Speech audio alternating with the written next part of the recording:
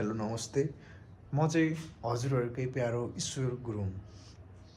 आज म तपाईँहरूलाई के देखाउन गइरहेको छु भने म हिजो भर्खर घरबाट आएको रुममा म अहिले एक्लै छु। हामी 3 जना बस्छौँ रुममा र हामी 3 जना मध्ये म आज एक्लै छु र एक्लै अब म लगभग गएको रुमबाट हामी निस्केको भनेको लगभग हामी फागुनको 15-16 गते निस्केर चैतको चाहिँ आज 5 गते हो। म हिजो 4 गते बेलुका आइपुगेको।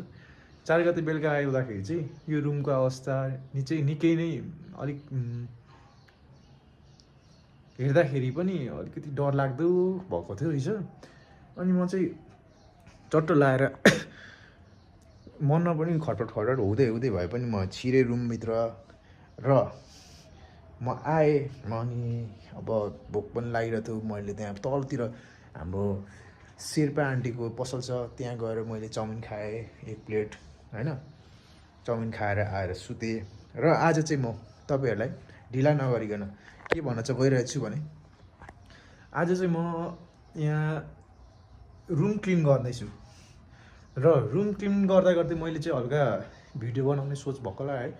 मैले चाहिँ अघि नै मेरो बेड, यो चाहिँ मेरो बेड हो यतापट्टि। यो बेडमा चाहिँ के हुन्छ भने यो भन्दाखेरि चाहिँ यो बेड मैले मिलाइसकेको हो र भुइँको अवस्था यस्तो छ होइन। यहाँ लुगा राख्नेको अवस्था यस्तो छ। यो मेरो दीक्षित साथीको रुम हो, बेड हो। अनि चट्ट लाएर यता भन्नुहुन्छ भने यो अभिषेकको हो। अभिषेकको बेड पनि मैले चट्ट लाएर हिजो म आएर त्यहीँ सुतेँ अनि अलिअलि मिलाइसकेको छु। अब यहाँ पनि हल्का म क्लिन हानिदिइहाल्छु। यो झ्यालडोकाहरू सबै मैले खोलेको छु। यहाँ हल्का गुम्म भएको रहेछ र यतापट्टि मैले हिजो लिएर आएको सामान र किचनको अवस्था यस्तो छ। मैले खाना बनाउनुको लागि रेडी पनि गरिरहेको छु होइन। चिया खाइयो, गीत सुन्दै थिएँ। अब म चाहिँ तपाईँहरूलाई देखाउन गइरहेको छु रुम क्लिनिङ। रुम क्लिनिङ एक्टिभिटिजमा हाम्रो के पर्छ भन्दाखेरि चाहिँ सुरुमा म खरेटो लाउँछु। खरेटो कसरी लाउने म तपाईँहरूलाई देखाउँछु। अब चट्ट लाएर भुइँमा के सामान छ पहिला भुइँमा के सामान छ पहिला चट्ट लाएर ठुलो अब्जेक्ट्सहरू चाहिँ जुन चाहिँ बढाल्दाखेरि नजाने कुराहरू छ त्यसलाई चाहिँ टिपेर टक्क लाएर मिलाएर राख्नु पर्यो कतै। जस्तै अब यो एउटा ब्याग भयो। यो ब्याग चाहिँ हामीले बढाल्दाखेरि यसलाई बढाल्न सकिँदैन, त्यही भएर यसलाई कतापट्टि राख्ने हो त्यतापट्टि थन्काइदिने मेरो चाहिँ त्यो हो।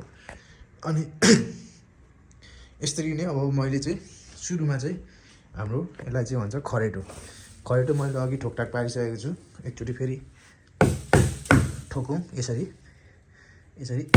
यसरी ठोकौँ। यो किन हल्का खरेटो मैले यसरी ठोकौँ र मैले यसरी अब बढाल्नु सुरु गरेँ। यो चाहिँ मेरो मिनी फ्यान हो होइन, गर्मीमा काम लाग्छ। मैले किनिरहेको थिएँ। यो भनेको चाहिँ हाम्रो थर्मस। यो बाहिर बिरामी हुँदाखेरि तातो पानी खान चाहिन्छ र कोही बेला केटाहरूसँग बस्दाखेरि चाहिन्छ। छुर्पी छ है गाइजहरू। छुर्पी यो अल द वे फ्रम के अरे झन्डै सोलुखुम्बु। अनि हजुरहरूलाई चाहिन्छ भने सम्पर्क गर्न सक्नुहुन्छ। आज रिजर्भ हान्ने प्लान छ मेरो। दारी चौचौ खाएको मैले हिजो। चौचौ खाएर मैले सफा गर्नु बिर्सेछु। ल ठिक छ।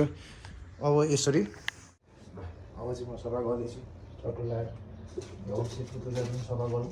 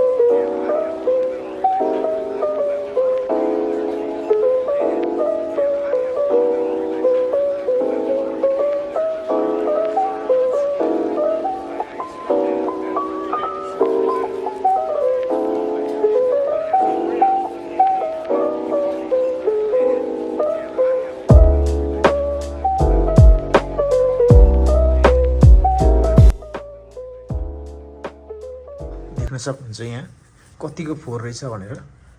अब चाहिँ यहाँ मजाले स्टिल जुसले हानी सफा हान्दैछु म यहाँ।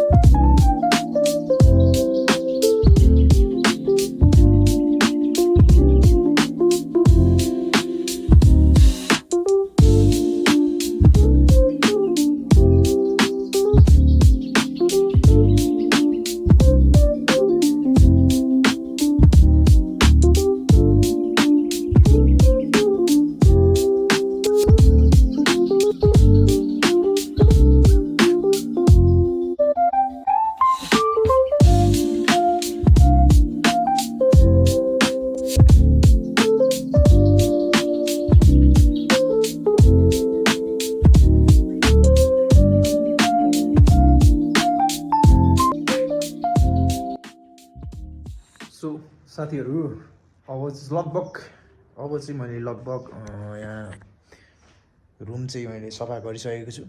देखाउनु कसरी भन्ने हो होइन, क्यामेरा पक्र्नु पनि आउँदैन मलाई। लगभग मेरो रुम चाहिँ अहिले पुरै सफा चट भइसकेको छ मेरो लागि होइन। यहाँ अब तपाईँहरूले देख्न सक्नुहुन्छ यतापट्टि अघि कस्तो अवस्थामा थियो र अहिले कस्तो अवस्थामा छ। यो भन्नुहुन्छ नि बेड भइहाल्यो, यहाँ हुनुहुन्छ भने मान्छे बस्नुको एउटा सोफा छ हाम्रो चट्टो लगाएर, यतापट्टि बेड होइन। देखि साथीको पनि मैले मिलाइदिइरहेको छु होइन, थ्याङ्क यू भन्नुपर्छ कमेन्टमा। र साथीहरूलाई मैले एउटा के सोध्न चाहेँ भने अब यसमा चाहिँ के थप्दाखेरि चाहिँ ठिक होला। अब फ्रेमहरूदेखि लिएर होइन, म चाहिँ अब सुरुमा चाहिँ एक दुईवटा प्लान्ट चाहिँ ल्याउँला सोचिरहेको छु होइन। एक दुईवटा प्लान्ट ल्याएर रोपौँला, कुन प्लान्ट ल्याउँदा ठिक होला, कहाँ राख्दा ठिक होला, कुन कर्नरमादेखि होइन सबै भनिदिनु होला मलाई। यता देख्न सक्नुहुन्छ यो चाहिँ अभिषेकको रुम भयो होइन, सफा चट्टै क्लिन भएको छ होइन, केही चाहिँ देखिन्न। र साथीहरू अब मैले लुगा यतापट्टि बाथरुममा भिजाइ पनि रहेछु कि खासमा अब किचन हेर्नु होला। अब किचन हेर्नुहुन्छ भने साथीहरू यस्तो छ अवस्था अहिलेको। चट्टो लगाएर सबै कुरा सेफ्ट क्लिन र एकदम मस्तसँगले आफ्नो ठाउँमा सामानहरू। यो मैले चाहिँ ल्याएको हिजो गाउँबाट लिएर आएको सामान, यो भनेको अगरबत्ती बाल्नको लागि यहाँ छ चट्टो लगाएर।